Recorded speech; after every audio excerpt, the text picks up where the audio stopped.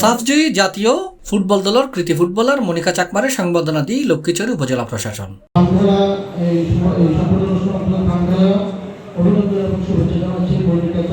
আজিয়া বৃহস্পতিবার উপজেলা পরিষদ সম্মেলন কক্ষত এই সংবর্ধনা দিয়ে এই সংবর্ধনা অনুষ্ঠানের সভাপতিত্ব করছি উপজেলা নির্বাহী কর্মকর্তা সিটু কুমার বড়ুয়া। এটা বিশেষ অতিথির বক্তব্য রেখে খাগড়াছড়ি জেলা পরিষদের সদস্য অনিমিয়া চাকমা।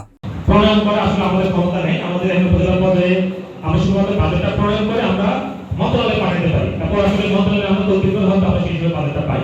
তো এখন তিনটা জিনিসের কথা আমরা শুনেছি, যেটা একটি হলো বিদ্যুৎ, যেটা প্রায় 4 থেকে 5 কিলোমিটার বিদ্যুতের লাইন টানতে হবে। উপজেলা একাডেমিক সুপারভাইজার প্রণব কুমার পোদ্দারের সঞ্চালনায় অনুষ্ঠিত সংবর্ধনা অনুষ্ঠানত আরো বক্তব্য রেখে থানার officer in charge Mohammad Khaled, press club সভাপতি মোহাম্মদ মোবারক হোসেন, লক্ষ্মীছড়ি সরকারি মডেল উচ্চ বিদ্যালয়ের প্রধান শিক্ষক আবু বকর সিদ্দিক, ইউপি চেয়ারম্যান প্রবীল কুমার চাকমা, বৈষম্য বিরোধী ছাত্র আন্দোলনের সমন্বয়ক রূপন চাকমা সহ আরো বোধ কি হয়। এই সময় বক্তব্যে হই সম্পর্কে সুযোগ সুবিধা সম্পর্কে তার বিদ্যুতায়ন এবং রাস্তাঘাট, আমি এতে একমত। যে দেশে গুণীর কদর নেই সে দেশে গুণী জন্মায় না।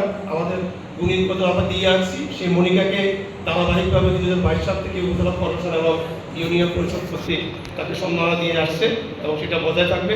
আর মনিকা চাকমা তার বক্তব্য হয় করবেন, উচ্চকি রেজাল্ট পাবেন, আপনি যত বেশি পরিশ্রম করবেন, হার্ড ওয়ার্ক করবেন, ততটাই আপনার জন্য আপনাদের জন্য ভালো। অনুষ্ঠানের শুরুতে উপজেলা প্রশাসন, উপজেলা ক্রীড়া সংস্থা, বিভিন্ন ক্লাব এবং সরকারি বেসরকারি সংস্থা মনিকা চাকমারে ফুল ও ক্রেশ দিয়ে শুভেচ্ছা জানায়। এ সময় মনিকা চাকমার মা বাবারও সম্মাননা জানানো হয়।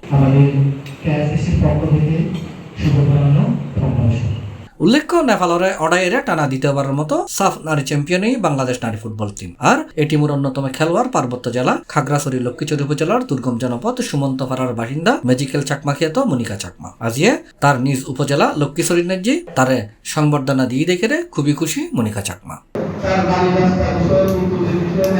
সি+, চট্টগ্রাম।